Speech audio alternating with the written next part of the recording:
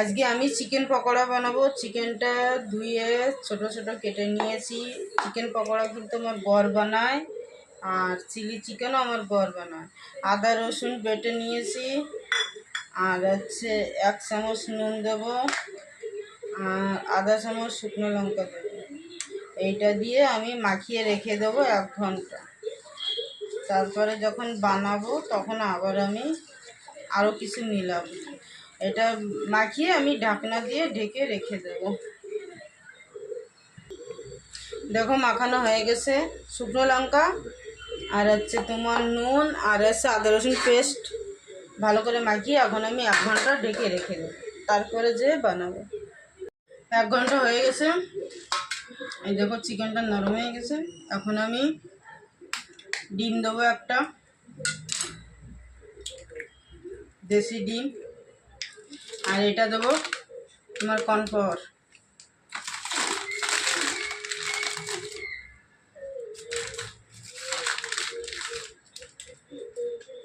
তারপর দেবো ময়দা। দেবো এটা ময়দা, কর্নফ্লাওয়ারও দিয়ে দিছি।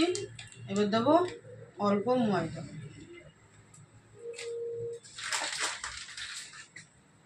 এইটা দিয়ে হাত দিয়ে ভালো করে মেখে নিতে হবে।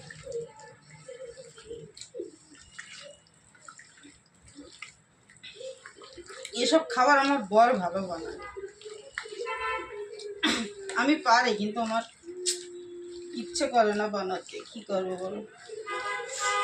এখন আমার ছেলে খাবে, এর জন্যই বানাতেই হচ্ছে।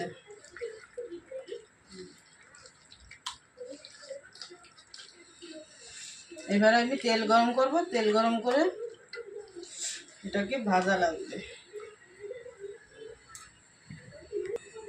তেল গরম হয়ে গেছে, এখনো বেশি গরম হয়নি, হালকা গরম হয়েছে। তেল গরম হয়ে গেছে। এখন আমি এই দেখো চিকেনটা মেখে রেখেছিলাম, একটা একটা করে দিই। তেল বেশি গরম হয়ে গেলে কিন্তু আবার নরম হতে চায় না। এইভাবে ঘরে বানিয়ে খাবে। কিনে খেতে গেলে কিন্তু অনেকটাই পয়সা লাগে, আর ঘরে এরকম বানিয়ে খাবে না, তোমার কম খরচায় হয়ে যাবে, বেশি খরচা হয়। মানে ঘরে সব কিছু থাকে। আর দোকানে ছোট ছোট দোকানে দিয়ে খাবা, তেল কাটা গন্ধ বেরোবে, তারপরে ভালো লাগে না, টেস্টি। এইভাবে আমি চিকেনগুলো ভেজে। চিকেন কত ছোট ছোট ছিল, আর ফুলে দেখো বড় বড় হয়ে গেছে।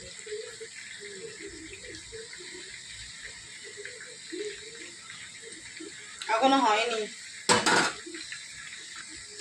চিকেন পকোড়া দেখো হয়ে গেছে, লাল লাল ভাজা হয়ে গেছে। এই দেখো, এখন আমি প্লেটে উঠিয়ে নেব।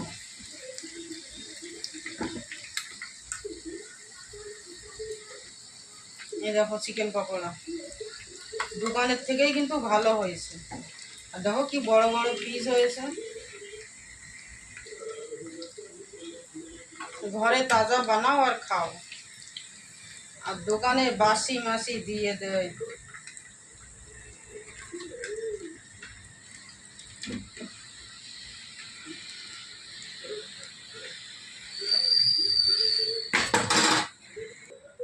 তা দেখো আমার চিকেন পকোড়া বেনে গেছে। আর এটা হলো হারা চাটনি, ধনেপাতা দই দিয়ে চাটনি বানানো হয়েছে। আর এসে যে চিকেন পকোড়া, খেতে কিন্তু খুবই টেস্টি হয়েছে। আর এইভাবে যদি বানিয়ে খেতে চাও, তা ঘরে এইভাবে বানিয়ে খাও। আর ভিডিওটা যদি ভালো লাগে লাইক করো, শেয়ার করো, আর ইউটিউবে দেখলে সাবস্ক্রাইব করো প্লিজ। ভিডিওটা দেখো, আর কে কে খাবে চলে আসো। বাই।